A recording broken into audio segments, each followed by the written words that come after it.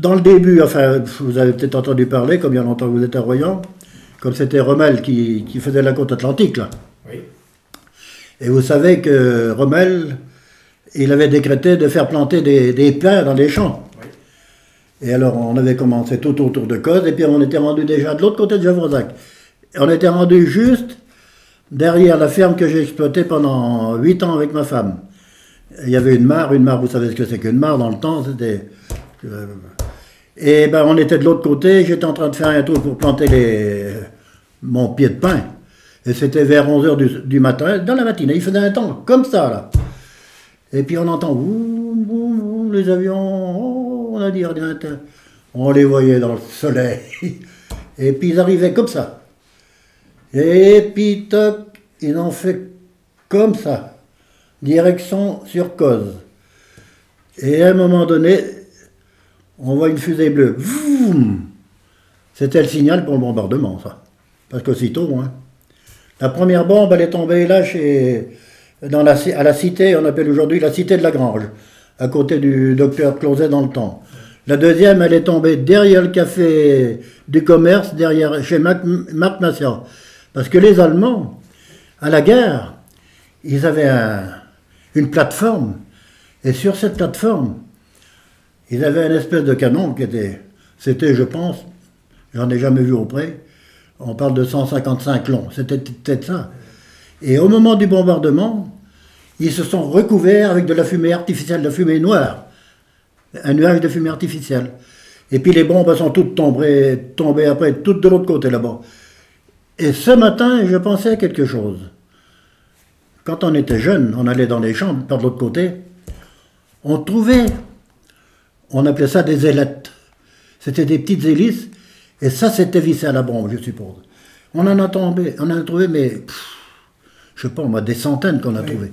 Je crois que c'était les bombes au napalm, je crois, qui étaient équipées comme ça. Je ne peux pas vous dire.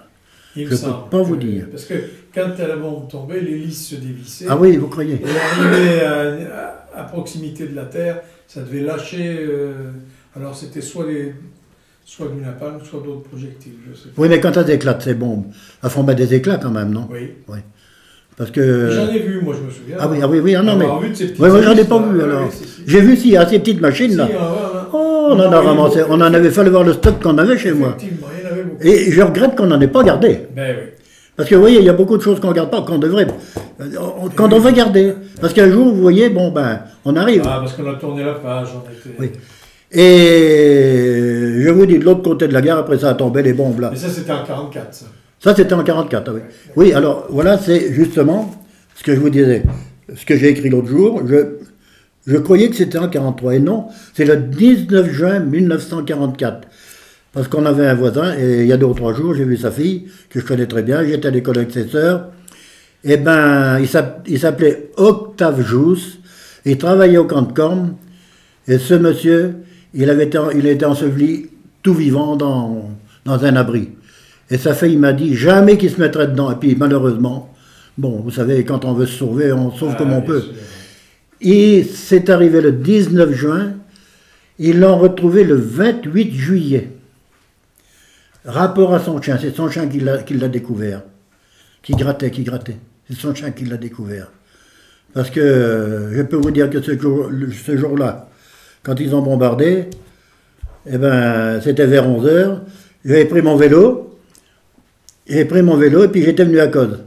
Ça courait dans tous les sens, les Allemands. Il fallait voir ça. Hein. Il n'y avait pas grand monde dans les rues, même. J'avais été à la boulangerie, je crois. Et quand je suis revenu, ben, tantôt, on avait ordre d'aller sur la route de Grésac avec des pelles et des fourches pour reboucher les trous sur la route, parce que ça avait défoncé la route. Et on était en train de faire ça, et en faisant ça, dans l'après-midi, une belle voiture décapotable, comme c'était au mois de juin, il faisait beau, décapotable, avec un chauffeur, un officier, un autre officier, et puis à droite, un gars avec un accordéon, et vas-y, moi, il rigolait comme tout le. Oh, j'en ai... Mais je dis, c'est pas possible, on est en train de leur foutre sur la gueule, et puis ils sont en train de rigoler tant qu'ils peuvent. Ah ben, c'est pas pensable. Et ça, je vous le dis, tel que je l'ai vécu, j'étais même pas tout seul, hein. Alors bon, ils sont passés, puis allez. Et quand on a eu bouché les trous, il nous a emmenés au camp de Corme là-bas, parce que le camp de Corme, il avait dérouillé. Alors il y avait des pierres partout. Et on était côte à côte, sur, je sais pas moi, peut-être 200-300 mètres de large, à pousser les pierres avec des fourches et des pelles et tout, pour nettoyer la piste, quoi, parce qu'ils avaient un avion là-bas, qu'on appelait le dragueur de mine, il avait un gros cercle dessous. Et en général, on le voyait presque tous les jours. Mais il allait en mer, il allait sur la Gironde pour détecter s'il y avait des mines, quoi, parce que comme la flotte allemande était au port de Royan, et je me rappelle quand elle y était, qu'il y avait tous les bateaux, il y avait du monde. Hein. Alors c'est là on allait pour nettoyer la piste. Et là, les Allemands, ils avaient payé aussi, parce que plus haut, ça fait un virage comme ça, il y avait un champ d'avoine, et il devait y avoir une batterie de DCA. Et là, ils avaient retrouvé quelques jours après, ils avaient trouvé les gars qui avaient été tués, quoi, là aussi. Et le capitaine qu'il y avait, je le vois toujours, il était pas bien grand, brun, il faisait du cheval, il faisait de l'avion, il faisait de la moto, il faisait de la voiture, du sidecar, il faisait. Et je vous dis qu'attention, hein. Et je me rappelle, le gars qui travaillait avec nous, un gars de Meursac, je ne dirais pas son nom parce que je ne me rappelle plus. Et ce gars, il était réfractaire, il voulait pas marcher. Eh ben, le Pitaine, parce que derrière nous, il y avait les sentinelles qui étaient derrière nous. Eh ben, ce gars, il est venu, le sidecar, avec son sidecar, avec une sentinelle. Eh ben, le gars qui était réfractaire, il l'a emmené au poste, baïonnette au canon, et il a fallu qu'il y aille. Et pour le libérer au soir, ils ont fait appel à son père pour qu'il vienne.